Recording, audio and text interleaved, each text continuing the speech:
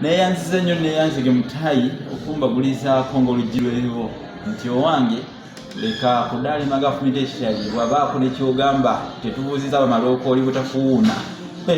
Kale nga bulijjo asamirira ow'ebitule tafaanananga asamiridde ow'akasimba mutwe. Kale nno seetyabirizaako nzisa kijja na nnenge ku kkubo.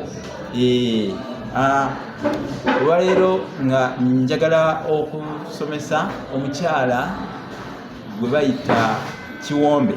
Omukyala Omuganda gwayita Kiwombe ye mukyala ow'Ebbuba eriyitiridde. Mukyala oyo mu Luganda tumuyiteera Kiwombe. Kiwombe nno ate kirina amakulu amalala. Kiwombe kiri mu lulimi lwa Bulunzi.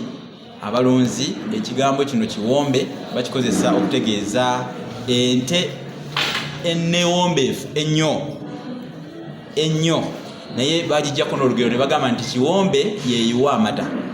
Nti ente esobola okubeera nga mpombeefu naye mwana wattu baba bagikama lumu neekola ensobi negasamba negayiika.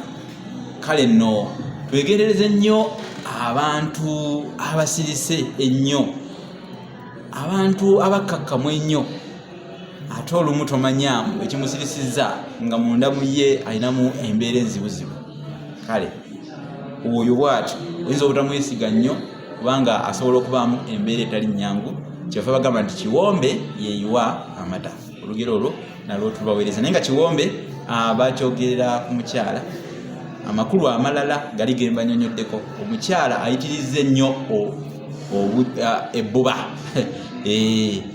Tugamba nti ayitibwa Kiwombe. Katukomeko awo olwaleero tunalyako ago ne twebaka. Bw'ate abali ennyingi basula ku kyoto.